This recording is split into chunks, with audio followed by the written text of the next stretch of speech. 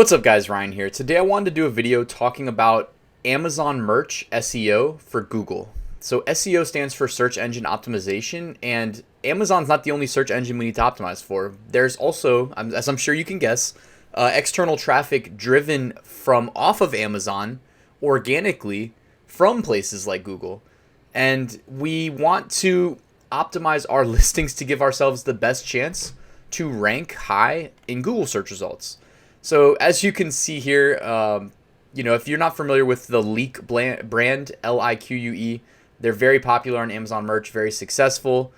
Clearly, Google's sending some traffic their way too, although I did search for keywords straight, copy pasted from a Leak listing on Amazon.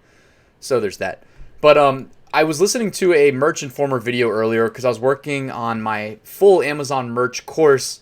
One of the modules is going to be like a full walkthrough of the Merch Informer tool and how I use it for merch research. And one of the things they said in their video was fill out the product description on Amazon merch because it'll help optimize your SEO for Google. And so if you've been paying attention to my videos, I said I skipped the description. And it's a double-edged sword because I'm not going to say that Merch Informer is wrong. It does, in fact, help optimize your SEO for Google to fill out the description. It's kind of like 50-50 though. I'm going to explain why in a second, but I just wanted to tell you guys why I don't think it's worth filling out the description unless you have like a generic safe copy paste description that you use for every listing. And it's because like the Amazon merch content policy is so crazy and constantly evolving and has so many trigger words that it seems like silly to me to risk rejections, to risk it all. You're risking it all. You're risking your account with rejections. Just to get a couple keywords in the product description, which Amazon's not even going to index you on. So while Amazon doesn't index you on it, though, Google might. It's not like a guarantee. They probably do. When I say index, that means that if you go to your product description down here, I'm going to zoom in a little bit.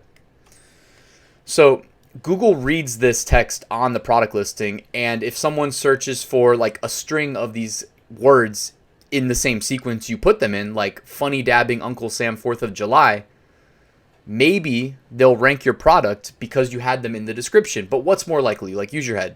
More likely is if you have the same sequence of keywords up here in your title or even your brand or your bullet points, that's going to carry more weight, most likely.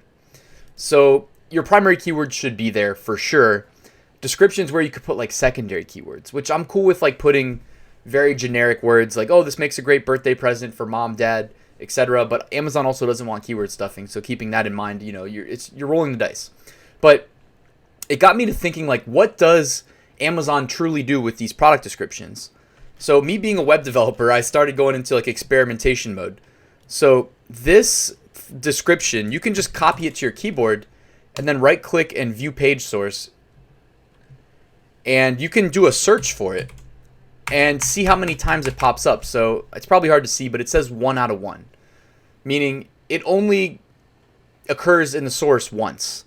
What I was thinking Merch Informer meant when they said it was that they were using it in the meta description. Now, the meta description you can find by searching for quote, description, quote. So you can search for what I'm about to type up here, description. If you search for this in the source code, you'll find the meta description of any web page.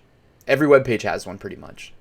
If you don't have one, you should add one because it's very important to Google. So the meta description is important because when you're looking at search results, that's what renders right here. It's underneath the page title, and this is the meta title. This isn't necessarily like the Amazon merch listing title, but Amazon most likely does use the product title as the meta title. Then it's the URL in green, the green text right here. And then it's typically, then it is almost always the meta description. Now, it's not always in 100% of the cases, but in above 90% of the cases, your meta description goes right here. And that's a up to 160 character, like characters of text description of the page and the page content. So I was like, well, what does Amazon use for the meta description? And I did some digging. And so what you see here on this product listing is it says buy, and then it says dabbing Uncle Sam t-shirt 4th of July, men's, boys, kids gifts. And it's like, well, that seems super random. Like, where'd that come from? Well, if we just grab it and look at the product listing, Control F, search. Oh, I got no hits. Why didn't it get a hit? Is this the wrong product listing? Yeah, okay, that's what it is. So this is actually a separate product listing that I'm looking at. If we look here, look at that. It's an exact match on the title. So after doing some digging, some cross comparison against different merch listings, I realized that this is how Amazon's building the meta description for Google right here. So they say the word buy, then they insert dynamically the title that we control. And then they say shop top fashion brands, t-shirts at amazon.com, free delivery and returns possible on eligible purchases. So that's how they're building the meta descriptions. You'll notice it here when we search for description. You'll see buy dabbing Uncle Sam, boys men's gifts, shop top fashion brands, free delivery, etc. On a separate search over here. I think this is actually the listing that it brought us back to over here. Nope, different one. By the way, look at Leak's brand. Like they have like tall, thin Uncle Sam dabbing left, a different Uncle Sam but similar dabbing right. Looks like maybe even a different graphic designer, but same concept. Then you have this one where it's like shorter Uncle Sam. And I mean, this is one of the top, if not the top, Amazon merch brand. So if you guys are ever short for ideas, check out what these guys do. Part of their success, though, is, I mean, they're like extremely active in always uploading new stuff, optimizing with keywords very precisely, and repricing. So they monitor the pricing of all their listings, and once they get a couple of reviews or they get their BSR to drop like where they like it, they up the price.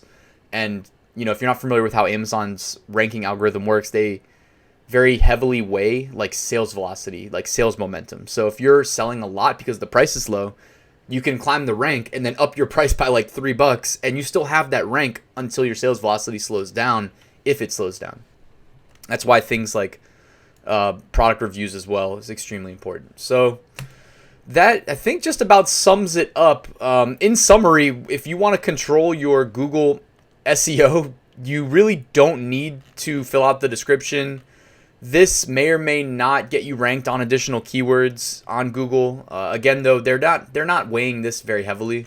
They're definitely paying more attention to bullets and title.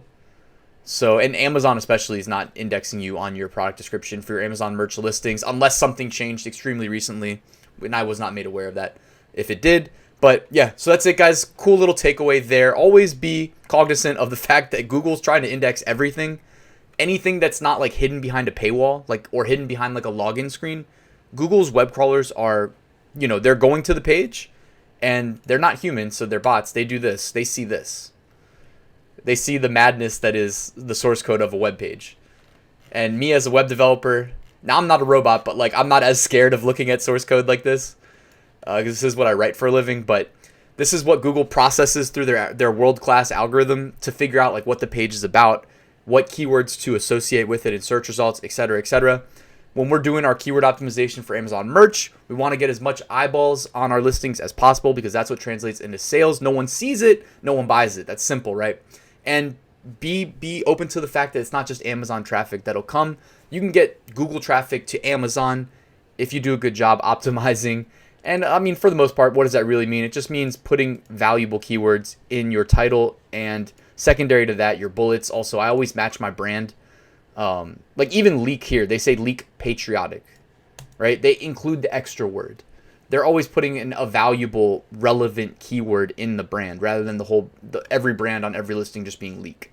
So, and Merch Informer had case studies where they strongly believe, based on their results, and I've written about this, that it does influence your rank to have the same primary keywords in really as many places as possible. Ideally, brand, title, bullets, and description. Although description, again, is like the one that doesn't matter nearly as much, at least in my opinion. Anyways, guys, thank you for checking out this video. If you liked it, go ahead and hit that like button. Please consider subscribing. If you have any questions, comments, feedback, hit me up below. I read and respond to everything. And that's it. I will see you at the next one.